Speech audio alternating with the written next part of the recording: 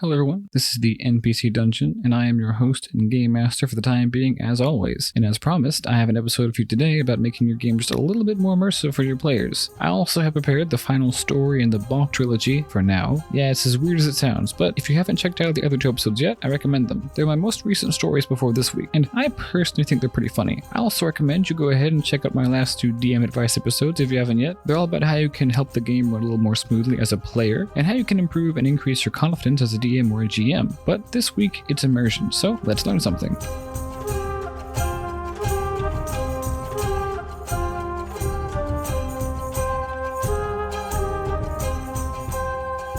Firstly, I would like to say that this episode has a little bit of a different format than usual. Since this is a very broad topic, my points that I will be mentioning today will also be kind of broad. Honestly, they all probably could and they all probably will be episodes on their own. So knowing that now, let's go ahead and move on. Have you ever played in a game where you or someone else just couldn't get into the story or some other aspect of the game and just couldn't quite put your finger on why? Or have you ever as a DM found your players getting a little bored as they marched along your narrative? Well, I'll be the first to admit it. I have in both cases, and in either case, it can be a little frustrating. It's no one's fault, no one's doing anything wrong, but there are a few things that you can do as a GM to avoid this. As a quick note, if you want advice on what to do as a player to avoid feeling like this, I will refer you to my episode on helping the game run a little bit more smoothly from the player's perspective. This isn't exactly in the scope of that episode, it's not the exact same topic, but a lot of it still applies. I'll also try to make a whole episode about that in the future. But back to today's. What can we do as GMs to help our players feel more immersed in the story? Well, my first tip might sound kind of weird, and it won't work for everyone, which is part of why I'm starting with it first, but still give it a try. Without further ado, it's don't be afraid to make things a little bit difficult.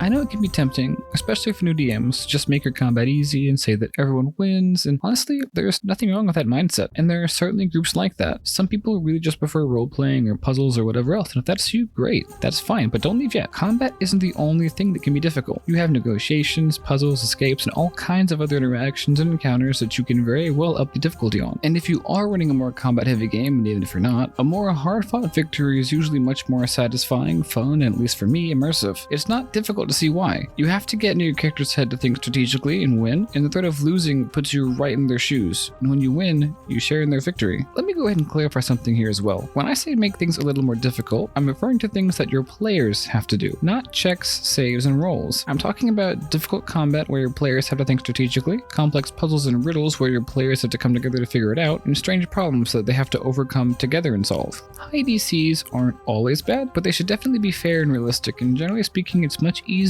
to make a DC feel unfair than something more complicated when trying to increase the difficulty. Think about it. All you're doing is increasing a number. To me, this feels a little cheap when overused, but there's definitely a time and a place for a high DC. I want to also go ahead and say, I'm not going to go into detail on how to do this. It definitely deserves its own episode, and I'll probably do an episode on how to make combat more difficult pretty soon, and then start talking about how to make other encounters difficult soon after that. Instead today, I'm talking about the benefits in terms of immersion. And here's another one. Making a really difficult encounter early on, at least in terms of your player's level, is also just a really good way to solidify your character's bonds to another and really adhere them together as a group. And that, at least in my experience, really helps your players feel immersed. Just make sure you don't push them ahead at some breakneck pace without giving them at least a moment to regroup. That's really important. After a difficult encounter, whether it be combat or complex social interaction or whatever, give your players a moment to catch their breath and interact with one another. You'll watch them really get into character, try to figure out what's going on, and then want to push the story forward. This is a really potent one. Upping the difficulty is another really good way of immersing your players, but sometimes this requires you to flex a dice roll or make something up entirely. As a result, you need to have a really good poker face as a DM.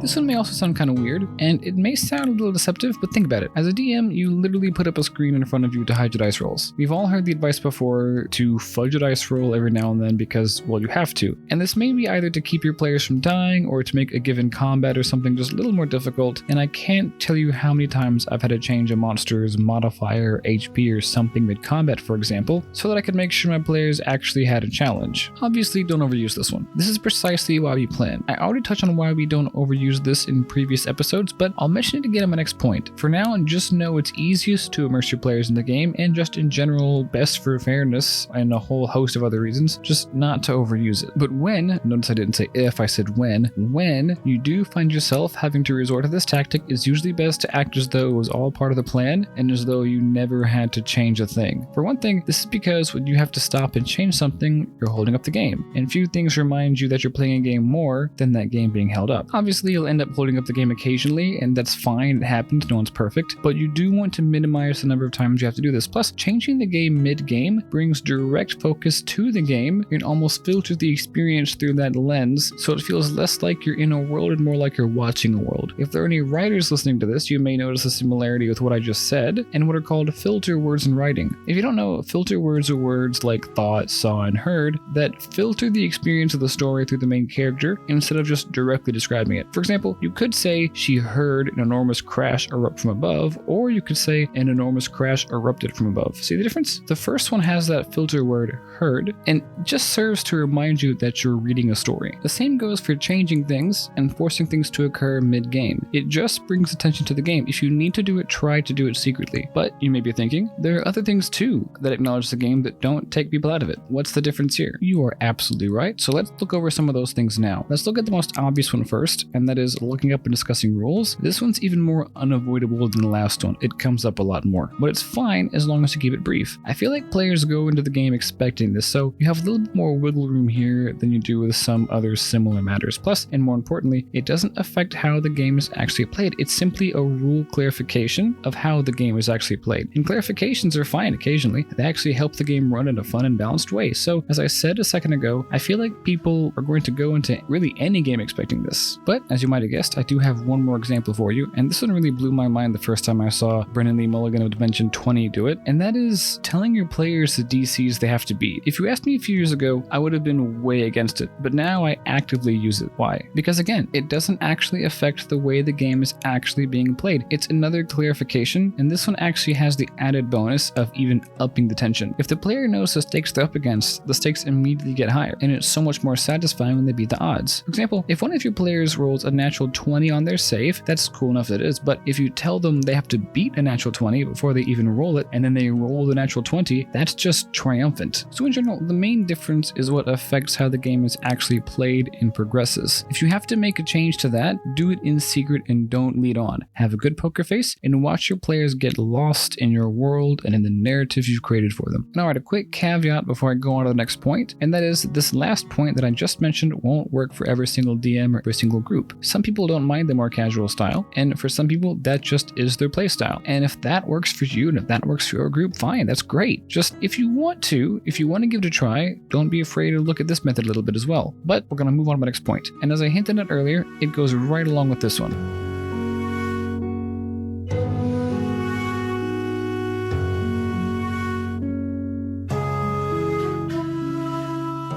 You're going to have to lie a little every now and then, but just like I said, don't overuse it. And here's a little bit on why. I already said this will probably take them a little bit out of the game, but it does more than just that. If you constantly force things to go a certain way, no matter how well you hide it, people are going to catch on sooner or later, and that's going to take away their agency as players a little bit. Think about it. If they make an attack on a monster that by all means should kill it, and you decide to up its HP in last minute, that should be fine every now and then. Obviously, don't tell them, but if you constantly deflect your players' attacks, mislead their investigation checks, and have everything they do backfire them even though it should have succeeded, they may begin to feel like what they're doing has no effect on the story and just stop trying. And how can anyone be immersed in a game that doesn't actively react dynamically to what they do? And that's a point that I'll keep coming back to throughout the course of this episode, having the world react dynamically to the things that your players do. But I get it. It's hard to see things from your players' perspective, so get feedback from them and try to imagine how you would feel if you were playing in the game that you're running for them. And this doesn't just go for disadvantaging your players. I said that you may want to fudge a dice roll to make combat a little bit more difficult and challenging, but you may also do it to keep your players from dying. In the same vein, you may want to advantage them in other ways too, like giving them a literal advantage on a roll, a free attack, or even a new powerful item. But when you do this, make sure that your decision is for 1, balanced for the game you're playing, 2, fair to all of your players, and 3, makes sense in context. For a bit of an extreme example, you don't want to give, generally speaking, a level 1 player a weapon with an instant kill ability. You also don't want to be constantly doting on one of your players and ignoring the rest. and you don't want to give them random perks out of nowhere. Sure, it's nice at first, and every now and then it's fine, but at a certain point in time, all these magic items and free attacks and other things won't feel earned, and the game will get a little easy maybe, and for some players that might be a little boring. If your player does something that puts them in an advantageous position or is helped by another player, then yes, sure, feel free to give them an advantage, but if not, do all of these things sparingly. Plus, the more you change the rules mid-game, even if it is to give your player the upper hand, the more likely you are to accidentally begin falling into those habits of being unbalanced, being out of context, and being a little unfair. And the same goes for disadvantaging your players as well. Be fair. Don't do anything that would kill your characters outright or end the game. Don't target anyone, and make sure whatever you do fits the context. I say that you should be sure to do these things sparingly and don't overuse them. That's easy to say. So I also just now went ahead and told you those 3 parameters of balance, fairness, and context that you can use to set for yourself those parameters in order to avoid doing it too much. I thought I'd give you some more concrete things you can actually do in actual practice. One last thing that I like to do in order to avoid this in actual practice is using randomness. I know I just said that it can be a bad thing, but again, it depends on the context, and again, I'll give you the parameters in a minute. Again, don't use it too much, but every now and then, if you have an idea and you'll be okay whether it does or does not happen, roll for it. If you roll a certain number, it does happen. If you roll others, it doesn't. It couldn't be any simpler. But I will add a quick word of warning though. Don't do this at the expense of your players, and this is one of those parameters that I was talking about earlier. If you have things like player decisions or things that they can avoid, don't roll to see what they choose or if they avoid it. For example, if they're trying to sneak around a camp of bandits, let them try to sneak. If they're trying to avoid traps, give them the chance to do so. Let them roll to see if they're able to. And if they're shopping, tell them their options and let them choose. Don't just roll and assign them things and roll for them and tell them if they succeed or fail. So to summarize, right here, the parameter involved in using randomness is player choice. If your players make a choice, don't make it random. On the other hand, there will be some encounters that just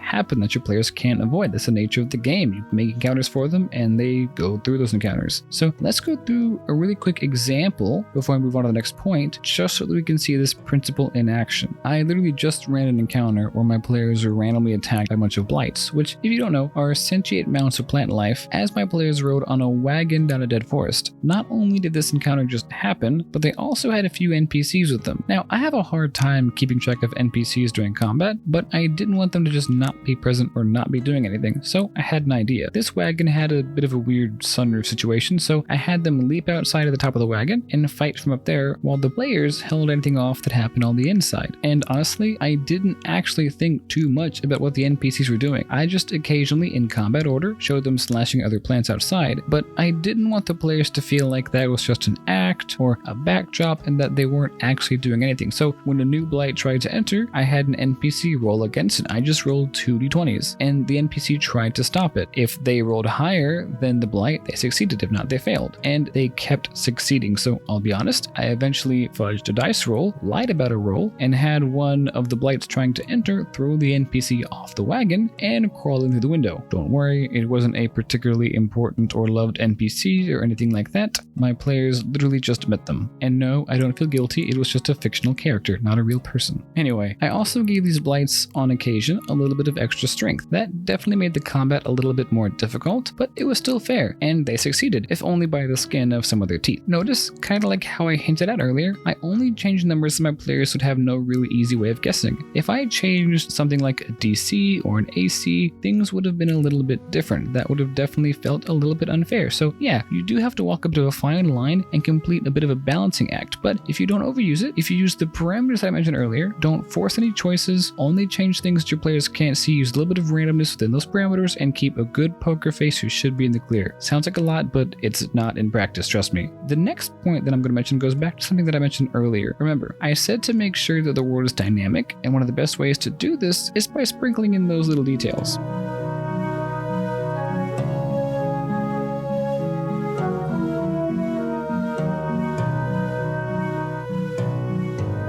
Many DMs, myself included, will often say to use the environment in combat, and that's very, very true. I mentioned this already in my episode on combat, so if you haven't checked that one out yet, feel free to do so. But I want to say here that this isn't just true in combat, this is true for anything you make. If you make a city, what's special about it? Is it on a river? Is it floating? Is it built on scaffolds? If you have your players enter an inn, maybe there are barrels stacked in the corner or scaffolds with construction going on outside. Maybe there's a new merchant passing through the town. The point is, populate your world with things that exist, but not just exist, things that happen happen too, things that are happening in the world. Plan for your players also to interact with them, and bonus points if they're story or plot relevant. Just not as a necessity, just added flavor. Definitely don't make random things your players may not notice necessary for the plot. And the same goes for your NPCs. Be sure to add little details to them. Maybe one has a broken nose or vibrantly colored hair. Be sure to add personality details as well, but I'll talk about that later on a different episode. Also, be ready to explain why these things happen if your players ever ask, and plan for the contingencies of all little things they may do when they interact with the details that they see, not just with your NPCs, but with the world in general. Yes, it is true that the more little details that you add, the more you'll have to plan for, but that's fine. Keep in mind, more details usually make the game more immersive, and so do those little contingencies. Those things go together very, very nicely. And all these little details don't even necessarily have to be things in the world. It can even come down to how you describe the scenery or the terrain. I'll probably make a whole episode on descriptions like these in the future, but for now, I'd like to say that if you can, do it on the spot. As a writer, generating descriptions is one of my strengths, so that comes a little easier to me. I understand that isn't the case for everyone, and if that's you, feel free to write little flavor text ahead of time. It may not come into play, and what happens may be different than what you write, but that's fine too. That description is part of that toolbox I'm always referring to, and you can pick apart little pieces from it and use them to build off of and improvise for whatever's happening now. And just like I said a second ago, I know I'm gonna go back to it, don't leave your NPCs out. You can describe them too. But one of the best ways to do that is by characterizing them. Really play them. Use their actions and have them do things in the world. You don't necessarily have to use silly voice if you don't want to. I myself try to, but I'll be honest, it's not always easy to keep everything in my head and do a voice on top of that. But what I do like to do, and what does come easier for me, is talk with my hands and my posture and do little motions the NPCs will do. I lean over in my chair, I'll throw my hands out, I'll do all those different little things, and it really helps me feel like I am portraying the characters properly. Again, I think I said this before, but I'll say it again now. I'll probably make a whole episode in the future about how to really characterize your NPCs and make really good NPCs. And I'll explore some of the other topics mentioned in this point as well, like how to make those details in the world, not just so that they exist, but also so they happen, as well as how to plan for what your players might do with them on future episodes. As I said, this one it did end up being a little broad, so for now, we'll move on to the next point, and that's realism. Is it always completely necessary?